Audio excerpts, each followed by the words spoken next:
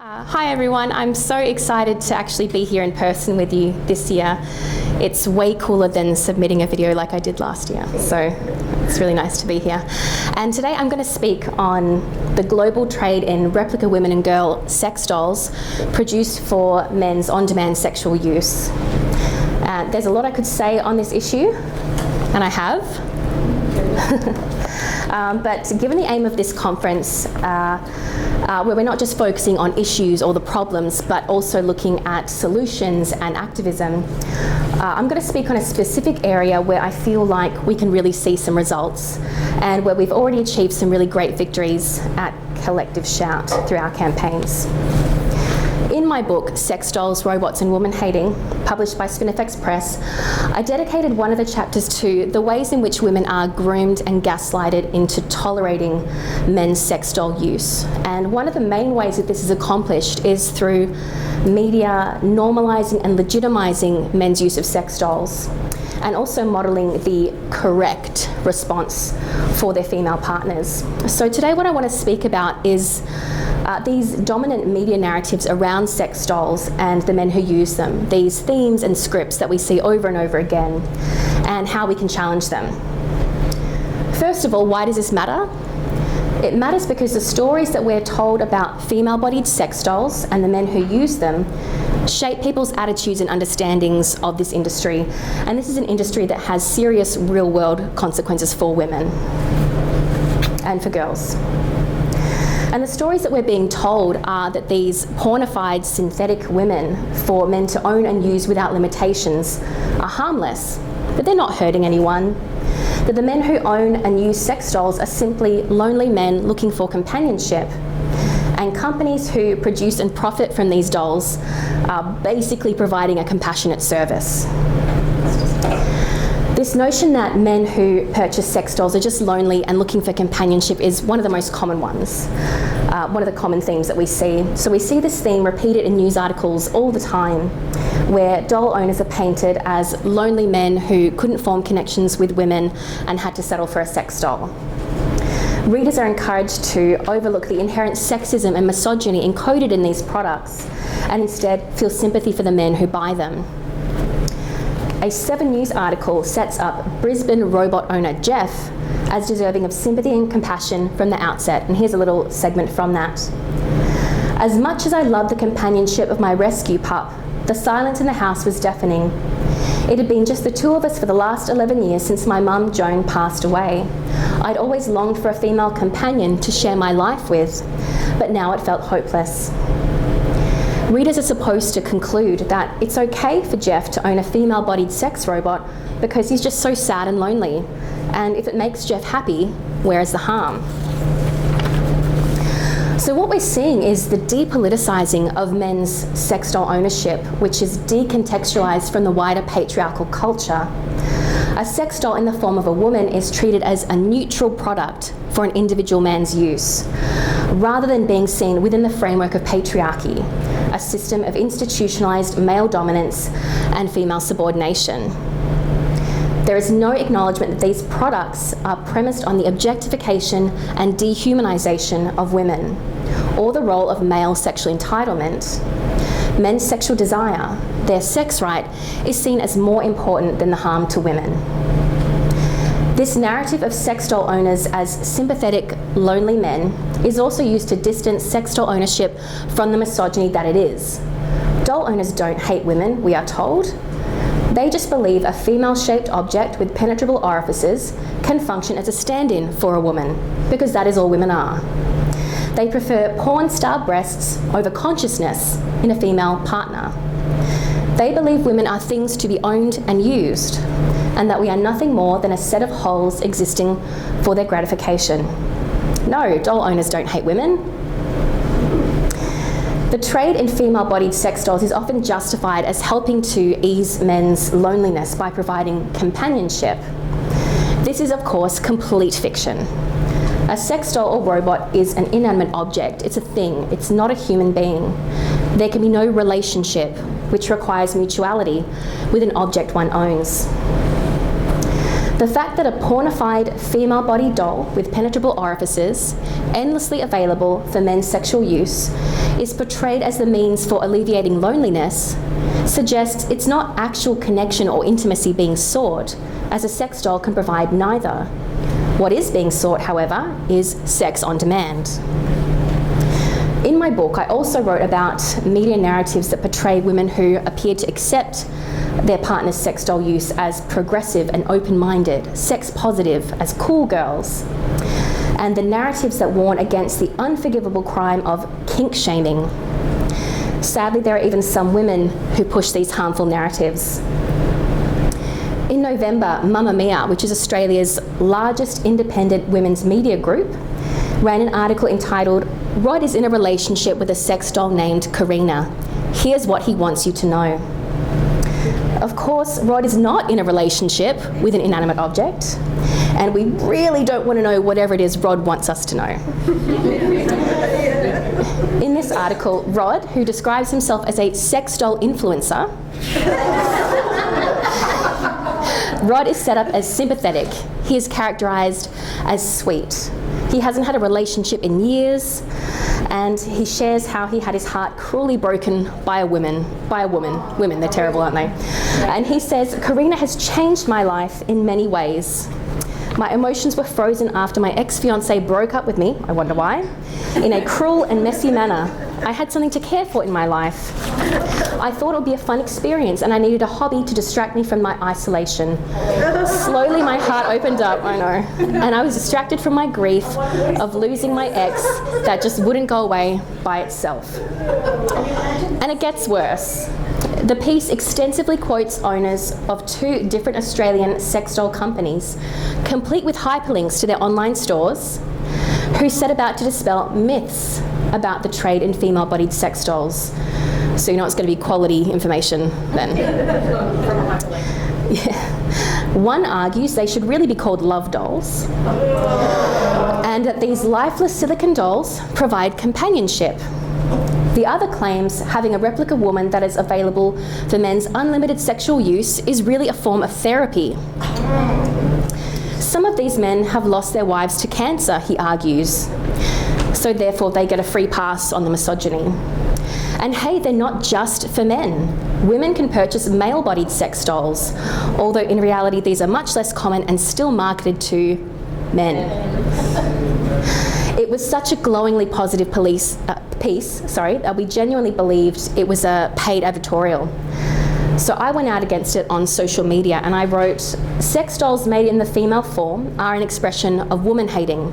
Why is Mamamia trying to normalise them?" Articles like this perpetuate the myth that the production and male use of female-bodied sex dolls is harmless, that the men who buy them are lonely and deserving of sympathy, and that men have a right to sex. At a time when the global research clearly identifies the objectification of women and men's attitudes of entitlement as significant contributing factors in men's violence against women, I'm curious as to why Mamamia is seeking to normalise and promote these sexist products. Shortly after, the editor of Mamamia approached me to write a response, which I did. I outlined the various harms of these products to women and girls. And I wrote, "Setting aside the delusion that a man can have a relationship with a female-shaped piece of silicone, we need to be honest about what these products are and what they represent." Oh, you found the sound. That's great. I'm so glad now that I'm up here. Yes. About what these products are and what they represent. A sex doll made in the female form functions as a woman or girl as an object to be owned and used. One that is constantly sexually available, that has no consciousness, no voice, and no autonomy, that exists to be sexually penetrated and can be packed away after the user is done. I wrote about the women who had been devastated to learn of sex dolls made in their likeness, women whose husbands had chosen their sex doll over them, child sex abuse dolls modelled on little girls, toddlers and infants. I quoted the incels and men's rights activists who preferred the lifeless dolls to the women they called meat holes. I wrote about the men who purchased dolls to practice violence against women, BDSM, sexual slavery, and torture. About the growing problem of discarded sex dolls mistaken for female corpses, often found headless, mutilated, and torn apart. I wrote about the men who use the threat of purchasing a sex doll to coerce their wives into unwanted sex, or as a baby step to get their reluctant wife to agree to a threesome. At Collective Shout, we continue to investigate. My colleague Lynn Kennedy discovered that both of the sex doll companies promoted in Mamamia's piece also sold child sex abuse doll brands. What this means is that the biggest women's media outlet in the country had essentially been promoting companies selling illegal child sex abuse material with direct links to their online shops. We took this information to Mamamia, thinking they would want to know about this, and asked if given this, they would consider taking down the piece. After a few weeks with no response, we went out publicly. We shared what we'd found on our social media pages. Teen and childlike sex dolls posed with lollipops, Hello Kitty, and roller skates, as well as replica girl heads, all marketed for men's sexual use. That same day, we heard back from Mamamia. They had edited the original piece to remove all mention of the sex doll companies and added critical views of sex dolls. We considered these changes and Mamamia running my piece from a critical feminist perspective to their wide audience to be a positive outcome. Unfortunately, Mamamia's original article led to a number of news outlets, some international, picking up the story, because the masturbation practices of a delusional man is, of course, international news. One of these was 7 News, who ran an uncritical, effectively promotional piece on Rod and his sex dolls. And the article directed readers to Rod's Instagram account, which he ran as his sex doll, Karina. This Instagram account by Rod regularly promoted a Chinese sex doll company selling, you guessed it, child sex abuse dolls. And Rod offered followers discount codes for these products. The company sells flat-chested childlike dolls as small as 110 centimetres tall, as well as replica child heads for male sexual use. Some of these dolls appear to be sleeping to facilitate the pedophilic fantasy of raping an unconscious or sleeping child. The company encourages potential buyers to dress up their dolls in school uniform and tells them, you can think of her as your sister or daughter. Just take her home and enjoy your pleasant time. So we carried out an experiment. We selected a child doll for sale and started going through the steps to purchase it. When we got to the checkout, we entered one of Rod's discount codes to see what would happen. And we confirmed that these codes could be applied to illegal child sex abuse dolls, and that Rod was potentially profiting from the sale of these illegal products. We published an open letter to 7 News on Collective Shout's website and asked them why they were promoting and directing readers to where they could purchase illegal child sexual abuse material.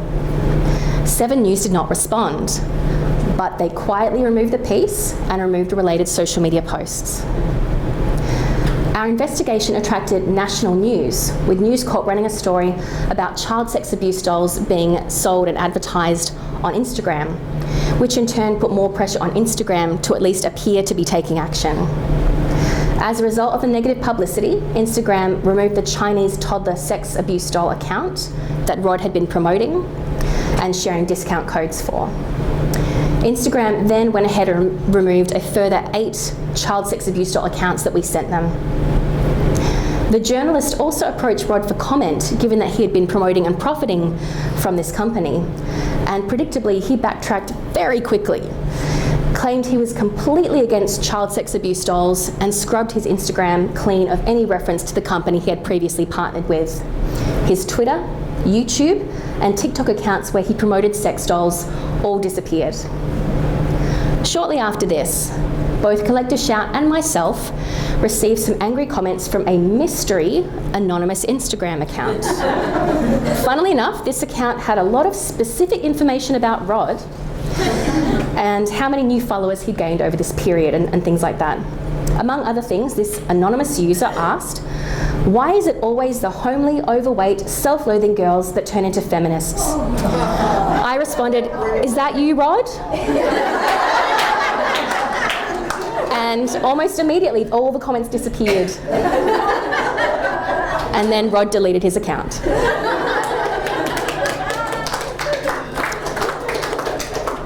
So I share these victories with you to demonstrate that we can challenge these dominant media narratives, that we can push back and hold these media outlets accountable. And it starts with calling them out on their crap.